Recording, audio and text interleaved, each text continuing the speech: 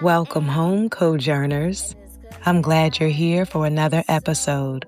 I'm Dr. Thema Bryant, licensed psychologist, minister, author, and sacred artist, here to facilitate your journey back home to yourself. I am so honored that you are here. We want to start this episode, as we do most episodes, with a poem. And this week's poem has been a submission from one of our Cojourners, and it comes from Austin De Jesus. And this piece is entitled, My Wings. Oftentimes I feel that I was not able to fly.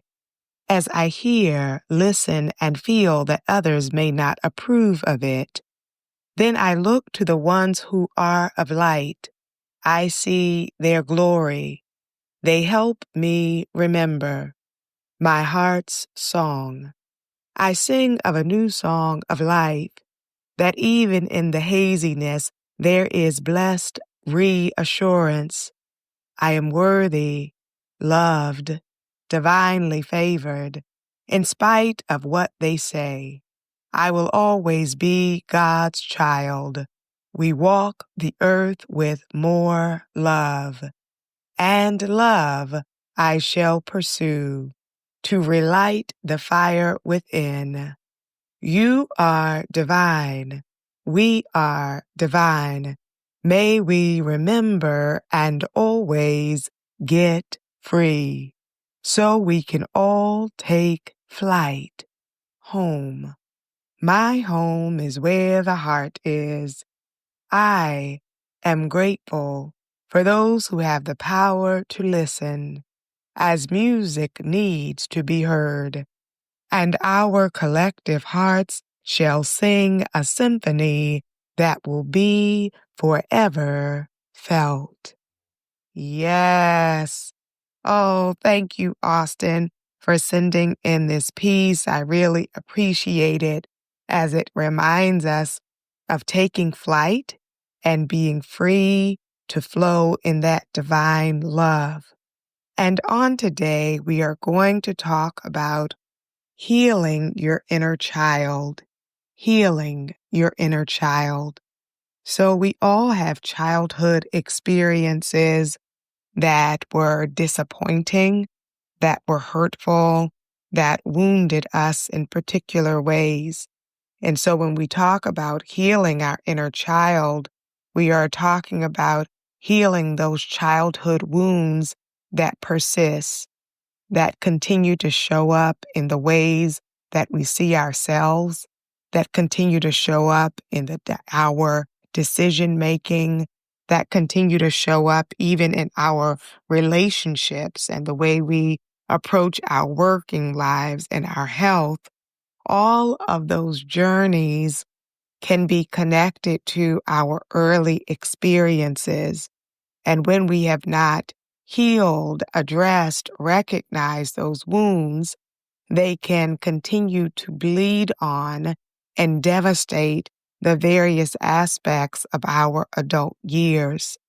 So I invite you to take a moment to get centered, to be still with yourself, to invite yourself to find your breath, not that shallow breathing, but the deep breath that says you are worthy of life, of that life-giving force, energy, and essence, and giving yourself permission to tap in and to tune in to your very source, connecting in this moment with a collective inhale in through your nose and exhale out through your mouth.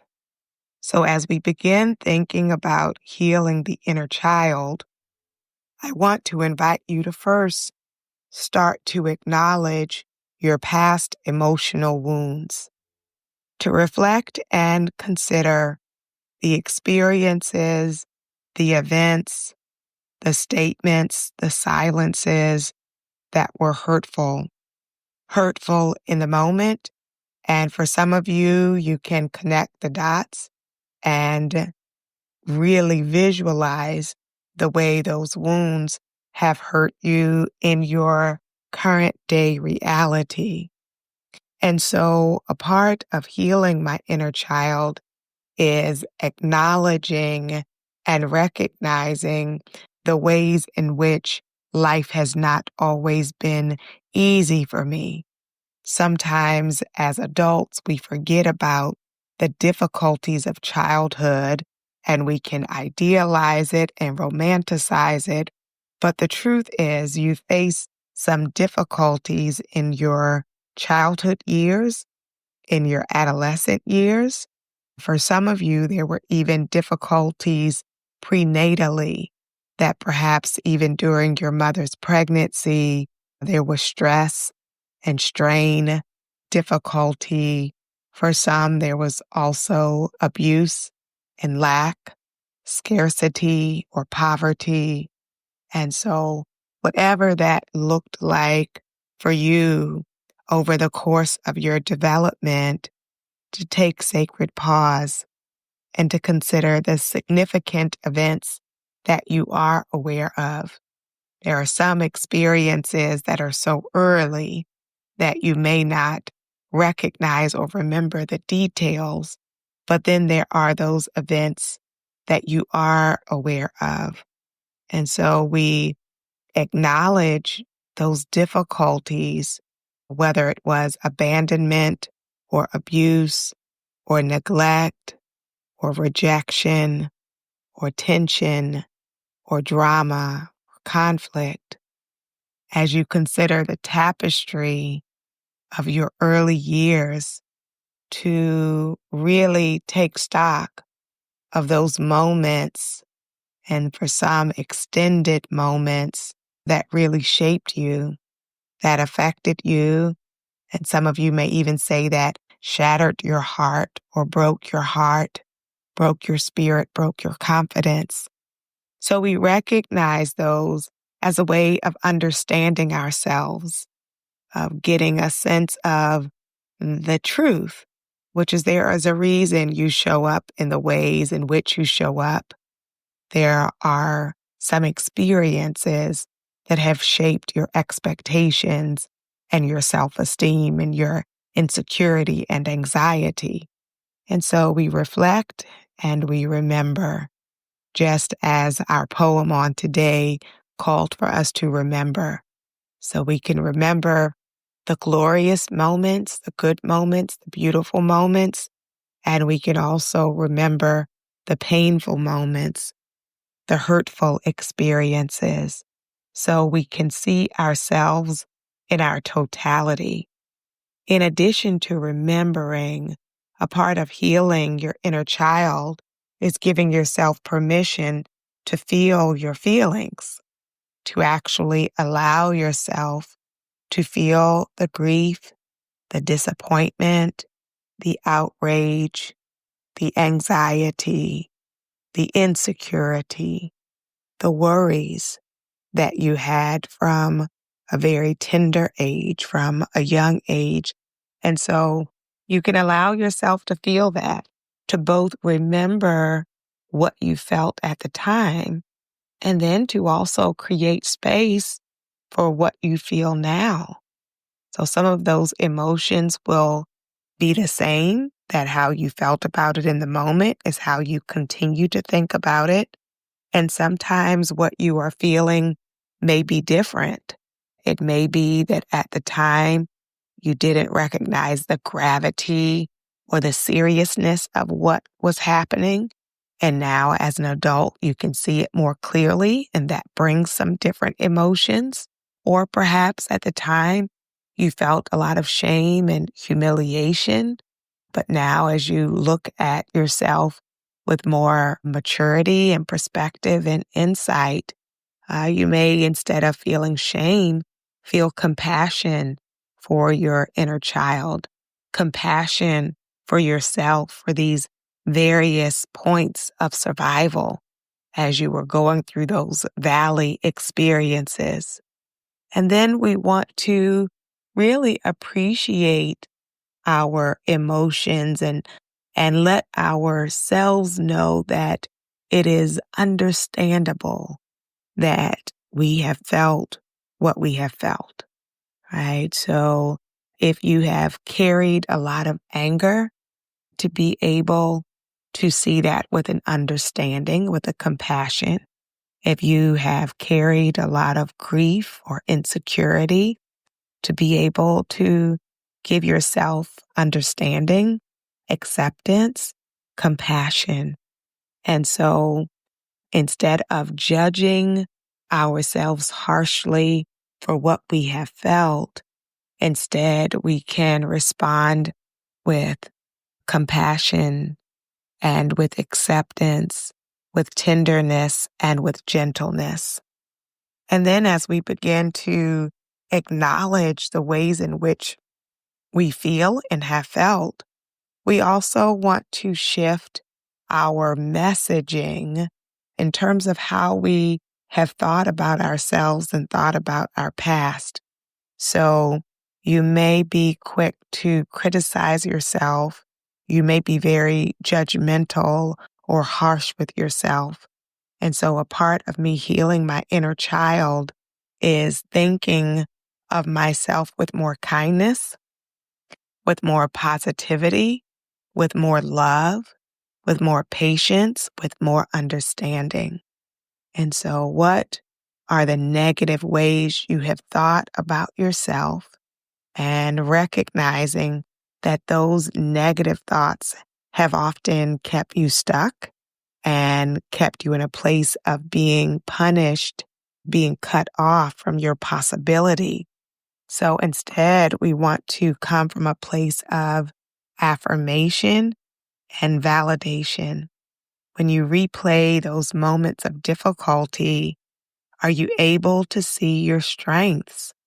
Are you able to see your wisdom at even such a young age? Are you able to see your own worthiness and dignity even when you were mishandled and mistreated and abused? And so we start to change the story we have told ourselves about the younger version of ourselves, right? So instead of thinking I was so stupid, to be able to say, in that season of my life, I was still open and I was trusting and I believed what people told me. And then, unfortunately, I discovered that many people are not trustworthy. And so that was a part of my journey and my process, right, of discovering that. So that's very different than beating myself up that my 8-year-old self or even my 18-year-old self didn't know the things that I know now, didn't recognize the things that I recognize now. And so replace and revise the story you have told yourself about your younger self. And then a part of healing that inner child is taking good care of ourselves, taking care of yourself physically, emotionally, mentally, spiritually, socially. So holistic self-care is a way of healing my inner child. So letting myself rest, letting myself eat nutritious food, allowing myself to dance can be, or other forms of exercise can be an aspect of self-care, and caring for myself is healing because there were seasons when I was neglected, when I was abandoned, when I was rejected by others, and even at times by myself. And so I reversed that programming by providing myself gentle care and kindness. And so as I heal my inner child, I begin to treat myself like a friend whom I love, right? That when I love someone, I will speak to them in a certain kind of way. When I love someone, I will look out for them in a particular way. And so when I love myself, there ought to be a ripple effect or a sign of my love and care for myself. So I invite you to take pause and think about, as I consider my inner child and the stress and difficulty that I faced, what are some ways that I want to be gentle with myself now?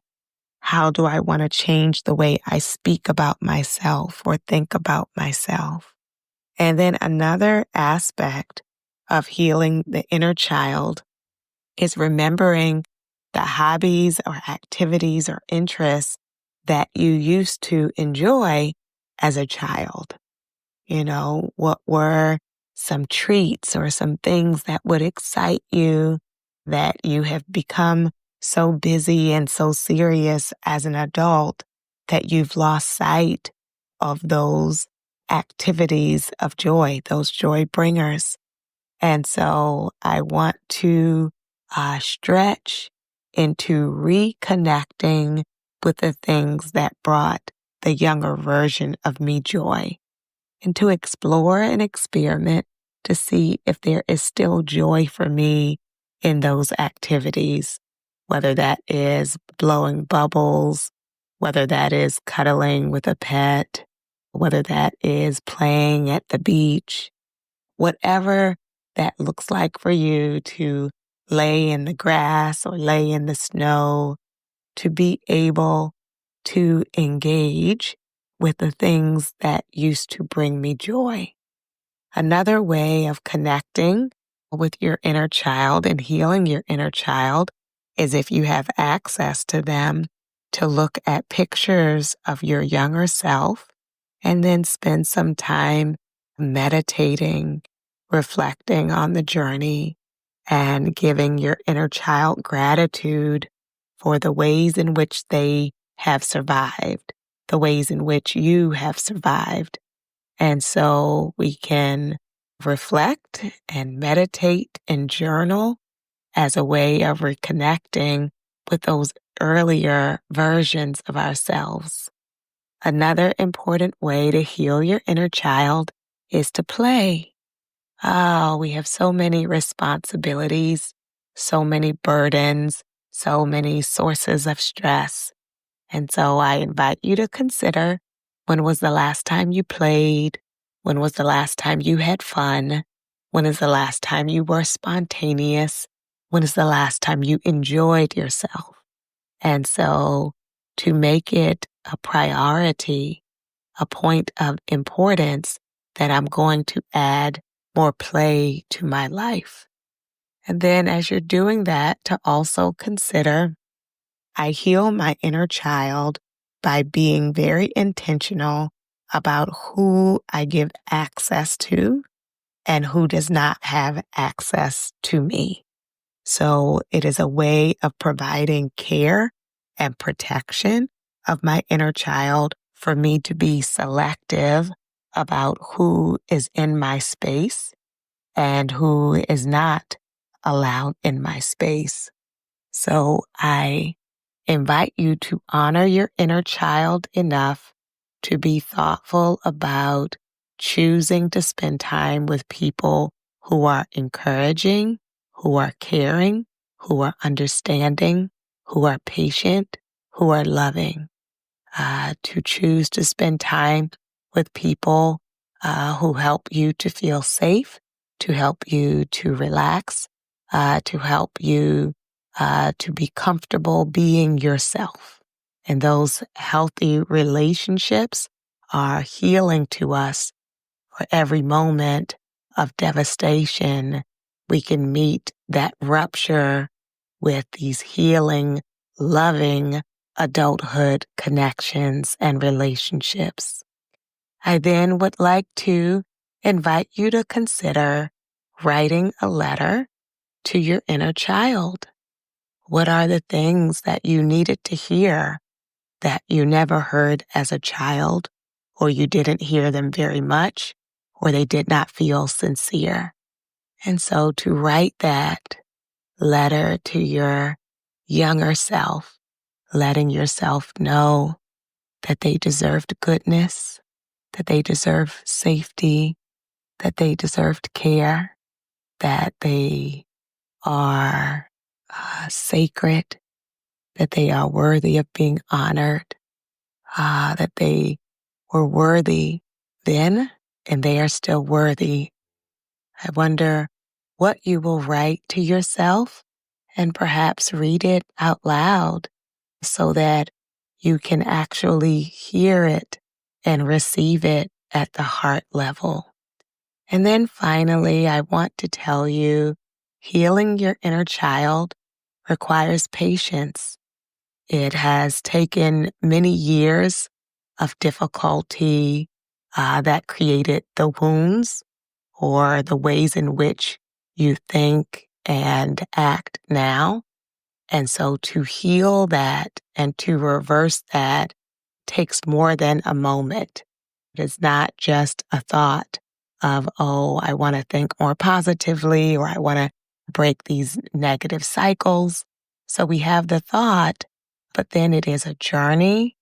It is a process, and you want to allow yourself to see the progress, even if you are still a work in process, to be able to see the advances you have made, to be gentle with yourself, to be caring toward yourself, and to celebrate your small wins along the way. It is a part of our healing for us to be gracious with ourselves. Sometimes you are holding on to anger or disappointment or embarrassment for the decisions that you made as a child or as a teen. And I wonder if on today you can think about releasing yourself from the mistakes of your youth, your lack of knowing, or the lack of insight or maturity or courage to be able to see yourself as a child. Many times we are judging ourselves based on our understanding as an adult. And so, what are the things that you would like to forgive yourself for, or give yourself grace for, or to have more understanding about, so that you can embrace yourself, affirm yourself, and stop punishing yourself, so that your inner child can come out and play and love and live? I invite your soul to tell your heart, mind, body, and spirit, welcome home. Down in my heart to stay.